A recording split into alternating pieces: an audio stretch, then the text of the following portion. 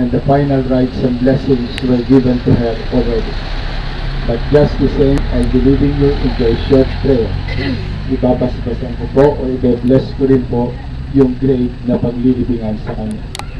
But before I lead you into prayers, I'll give a chance to the members of the family who would just want to say the last words for her and for the people who have come to join her funeral. The members of the family, please.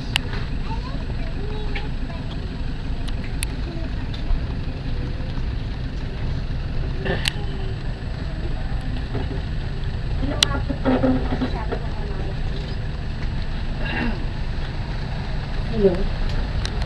Pag sinabi ko pong maganda, mahihin, mabait, parang yes na, kasi alam niyo ng lahat. Anyway po, as a mother, she has always been there for me, simula ng pagkabata ko, hanggang sa medyo makalaki na ako. Sa schoolwork, sa pag-ano ng values, sa pag-ano ng sa aming self-esteem. In fact po, nung maliit pa po ako, nung sa 38 Avenue pa po kami nakatira noon, yung bahay po namin, kunwari ito po yung bintana, nandun nga yung office table niya. Tapos sa labas ko po, naglalaro kami. Yung mga kalaro ko po. So, kita niya, tsaka narinig ni mama kung ano yung mga ginagawa namin nun. Tapos po, one time, nag-aasaran kami ng mga kalaro ko na, basta pa nag-aasaran lang kami. Tapos, tinawag ako ng mga kalaro ko na, baboy, baboy. Maputi kasi ako na sa medyo chubby. Tapos po, ginawa ni mama, binuksan niya yung bintana. Hindi baboy ang anak ko. Siguro po, napakahinhin niya. Tapos, gagawin niya yun para sa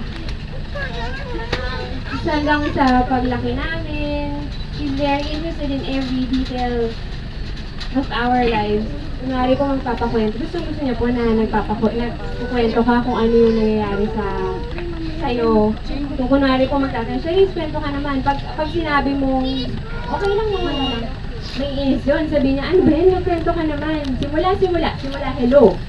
So, kailangan mo pag nagkukwento ka niya, every detail. Kung kaya mong sabihin sa kanya yung word per word na pinag-usapan niyo, yun yung gusto niya. And sure enough naman po, nakikinig siya sa bawat detail na sinasabi mo. At kapag po nag-usap kami, lagi talaga ako may natututunan kay mama. Yung nag-abroad na po ako, kahit po yung nag-abroad ako, kunwari po may mga days na hindi kami nakakapag-usap. Pag nag-usap kami, updated kayo agad. Updated na siya tungkol sa akin, sa mga friends ko. In fact, siya pa po yung nag-update sa akin ng mga chika minute tungkol sa mga kaibigan ko. Paano? In fact po, nauna pa siyang magkaroon ng friendster kaysa sa akin. So, una nga po magkaroon ng friends sa akin. Una, ayokong sumali sa mga social networking lab eh. Ginawa niya ako ng friendster. Siya gumawa ng about me ko, mga ganun.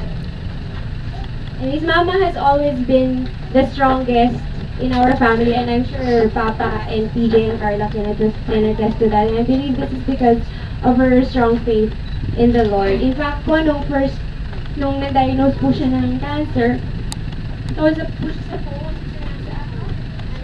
nasa ibang bansa po ako.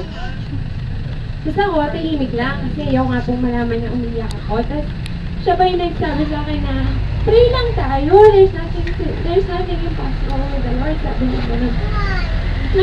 Hanggang ABN po, ganun siya magsalita. Yun po. Anyway, sa trabaho ko, lagi akong nakaka-deal, I deal with ill patients. So every now and then po may mga patients kami dying, tapos nakikipag-usap din ako sa mga families na mga namamatay or namatayan. So feeling ko po, parang si Father kagabi, parang expert na ako sa death. Pero pag member mo pala pagka-loved one mo pala yung namatay, or yung involved, para po iba yung I would say sakit o ganun, or parang mag-feel mo talaga na nawalan ka. I'm sure everyone, or most of us are hurting right now, especially yung family, yung relatives, and friends po. I'm sure kung nandito po si Mama ngayon, sasabihin lang niya sa atin, as always, Hindi yung lagi din yung sinasabi sa akin. To trust in the Lord. He has great plans. Love you, Mama. And thank you for everything.